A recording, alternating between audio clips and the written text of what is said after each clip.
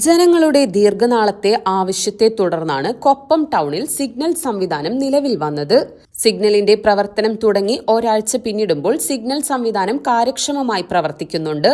എന്നാൽ റോഡിലെ stop line, zebra line രേഖകൾ കാലപ്പഴക്കത്താൽ മായ്ഞ്ഞു തുടങ്ങിയതുകൊണ്ട് ആശയക്കുഴപ്പത്തിലാവുകയാണ് യാത്രക്കാർ. ഇതുമൂലം വാഹനങ്ങൾ കൃത്യമായി അല്ല റോഡിൽ നിർത്തുന്നത്. ഇതിനാൽ റോഡ് മുറിച്ചു കടക്കുന്നതിൽ കാൽനട യാത്രക്കാരും ബുദ്ധിമുട്ട് നേരിടുന്നുണ്ട്. ഫ്രീ ലെഫ്റ്റ് സംവിധാനം യഥാക്രമം നടപ്പിലാവാത്തതാണ് സിഗ്നൽ സംവിധാനം വന്നതോടെയുള്ള മറ്റൊരു വെല്ലുവിളി.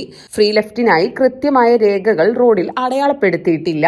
റെഡ് സിഗ്നൽ ഓൺ ആവുന്നതോടെ വാഹനങ്ങൾ അലക്ഷ്യമായി നിർത്തിയിടുന്നതിനാൽ ബസ്സുകൾ ഉൾപ്പെടെയുള്ള വാഹനങ്ങൾക്ക് ഫ്രീ ലെഫ്റ്റ് സംവിധാനം ഉപയോഗപ്പെടുത്താൻ സാധിക്കുന്നില്ല. കൂടാതെ ഫ്രീ ലെഫ്റ്റ് സംവിധാനത്തിന് വിലങ്ങുതടിയായി നിൽക്കുന്ന ഇലക്ട്രിക് പോസ്റ്റുകൾ മാറ്റിസ്ഥാപിക്കാത്തതും സിഗ്നൽ സംവിധാനം കാര്യക്ഷമമായി പ്രവർത്തിക്കുന്നതിൽ നേരിടുന്ന ബുദ്ധിമുട്ടാണ്. ഇലക്ട്രിക് പോസ്റ്റുകൾ മാറ്റിസ്ഥാപിക്കാനായി 19 ലക്ഷത്തിന്റെ എസ്റ്റിമേറ്റ് തയ്യാറാക്കിയിട്ടുണ്ടെങ്കിലും പ്രവർത്തികൾ ഇതുവരെ ആരംഭിച്ചിട്ടില്ല. സിഗ്നൽ നിലവിൽ വന്നതോടെ കൊപ്പം ജംഗ്ഷനിലെ അപകട സാധ്യത കുറയുമെന്നും ഗതാഗതം കൂടുതൽ സുഗമമാകുമെന്നുമാണ് അധികൃതരുടെ പ്രതീക്ഷ. എന്നാൽ stop line, zebra line, free left എന്നിവയ്ക്ക് കൂടുതൽ വ്യക്തത വരുത്തിയാൽ മാത്രമേ സിഗ്നൽ സംവിധാനം പൂർണ്ണതോതിൽ ഗുണകരമാവൂ.